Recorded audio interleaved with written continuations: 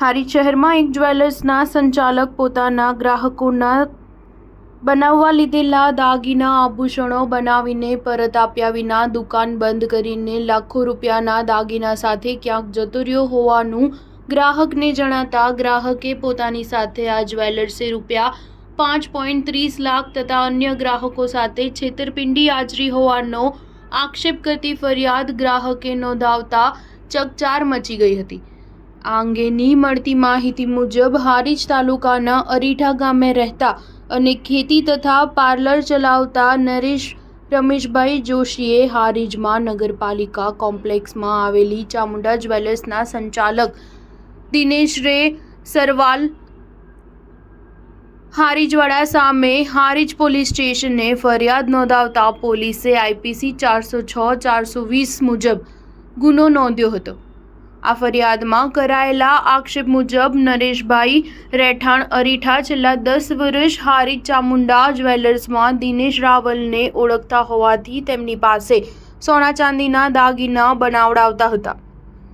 નરેશભાઈ જોશીએ તેમના મિત્ર અરવિંદભાઈ ડાયાભાઈ પટેલ રહેઠાણ અરીઠા તેમના દીકરા મનીષના લગ્ન પ્રસંગે ઘરેણાં બનાવવાના હોવાથી જે બાબતે અરવિંદભાઈએ તેમના મિત્ર નરેશ જોશીને પૂછતા તેમણે હારીજની ચામુંડા જ્વેલર્સના દિનેશ રાવલની દુકાને સારું કામ કરી આપશે તેમ કહેતા અરવિંદભાઈએ હારીજની ચામુંડા જ્વેલર્સમાં સોનાનું 80 ગ્રામ ઝૂમણું અને 30 ગ્રામનું મંગલસૂત્ર બનાવવાનો ઓર્ડર આપ્યો હતો, જેની કુલ કિંમત રૂપિયા 6,55,600 તેવું જ્વેલર્સના દિનેશ રાવલે નરેશભાઈને જણાવીને એડવાન્સમાં રૂપિયા 4 લાખની માંગણી કરી ઘરેણાંનું કામ ચાલુ કરવા જણાવતા અરવિંદભાઈની હારીજમાં આવેલી પાટીદાર આઈસ્ક્રીમની દુકાને જ્વેલર્સ દિનેશભાઈને બોલાવ્યા હતા અને રૂપિયા 4 લાખ રોકડા તથા રૂપિયા 1.30 લાખની કિંમતના 2.5 તોલાનું જૂનું સોનાનું લોકેટ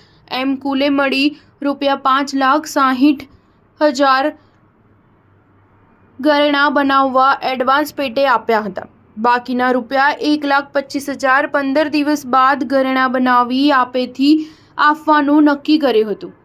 ત્યારબાદ આશરે 3 દિવસ બાદ નરેશભાઈને જાણવા મળ્યું હતું કે ચામુંડા જ્વેલર્સના સંચાલક દિનેશ રાવલ તેની દુકાન બંધ કરીને જતો રહ્યો છે। આથી નરેશભાઈએ વારંવાર તેને ફોન કરતા તેનો ફોન બંધ આવતો હતો। તેના ઘરે તપાસ કરતા તેમના ઘરે પણ હાજર મળ્યો નથી, જેથી દાગીના બનાવવા આપનારા અરવિંદભાઈ પટેલે નરેશભાઈને કહેલ કે મેં તમારા કહેવાથી મેં ઘરેણાં બનાવવાનો ઓર્ડર આપ્યો હતો ને દિનેશભાઈ મારા પૈસા લઈ ફરાર થઈ ગયો છે ને મારા દીકરાના લગ્ન નજીકમાં છે, જેથી તમે મને મારા પૈસા આપો।